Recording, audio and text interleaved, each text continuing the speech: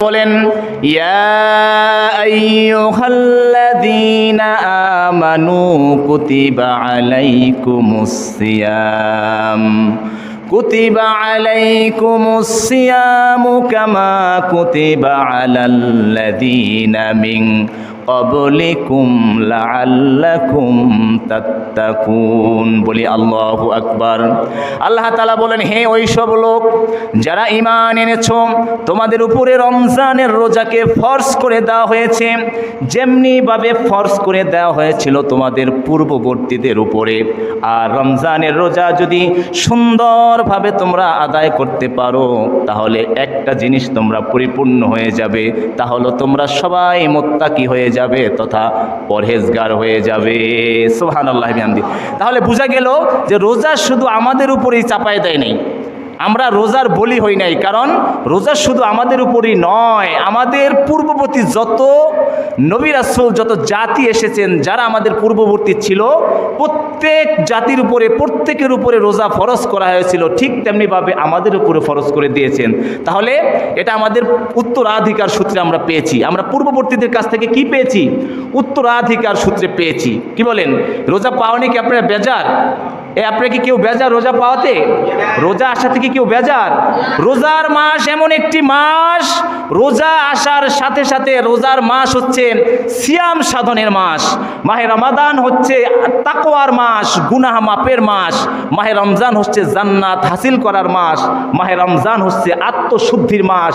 মাহে রমজান হচ্ছে একটা বিশাল 30 দিন ব্যাপী, 29 দিন ব্যাপী একটা বিশাল কোর্স, বিশাল অপরচুনিটি, বিশাল সুযোগ।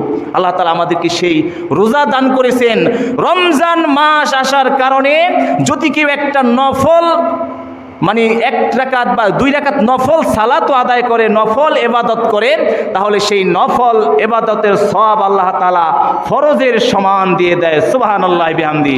শুধু তাই নয়, যদি কোনো ব্যক্তি একটা ফরজ আদায় করে, তাহলে 70টি ফরজ আদায় করার সওয়াব আমলনামায় দিয়ে দেয়। সুবহানাল্লাহি বিহামদি।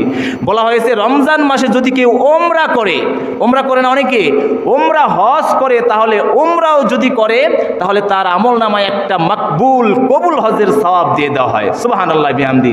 1 টাকা দান করলে 70 টাকা দান করার সওয়াব দিয়ে দেয়। সুতরাং রমজান মাস হচ্ছে একটি গোল্ডেন অপরচুনিটি, একটি 30 দিন ব্যাপী ট্রেনিং কোর্স।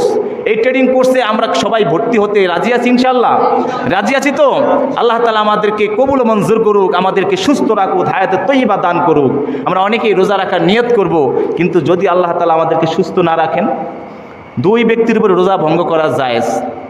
এর মধ্যে একটা হলো অসুস্থ হলে আপনি রোজা ভঙ্গ করতে পারবেন, আর সফরে থাকলে রোজা ভঙ্গ করা যায়। কিন্তু আমরা রোজা রাখার নিয়ত করেছি, আল্লাহ তাআলা যদি আমাদেরকে অসুস্থ করে দেয়, আমরা কি রোজা রাখতে পারবো? এজন্য মহান প্রভুর দরবারে আমরা বলি, আল্লাহ আমাদেরকে আপনি, আমাদের সকলকে আপনি এমন সক্ষমতা দান করুন, এমন শক্তি দান করুন, এমন সুস্বাস্থ্য দান করুন, এমন সুস্থতায় রাখুন যে সুস্থতা থাকলে পরে আমরা 30টা রোজা সুন্দরভাবে হক আদায় করে রাখতে পারি। বলি আমিন। সম্মানিত হাজিরিন, শুধু তাই নয়, আল্লাহর নবী হাদিস শরীফের মধ্যে বলেছেন, আস-সাওমু লি ওয়া আনা আজজি বিহি। নবীজি বলেছেন, বিষয়টা নবীজি বলেন নাই, এটা হলো হাদিসে কুরসি। আল্লাহ তাআলার কথা নবীজি বর্ণনা করেছেন। হাদিসে কুরসির মধ্যে রয়েছেন যে আল্লাহ তাআলা বলছেন যে রোজা আমার জন্য, আর এই রোজার ফজিলত, রোজার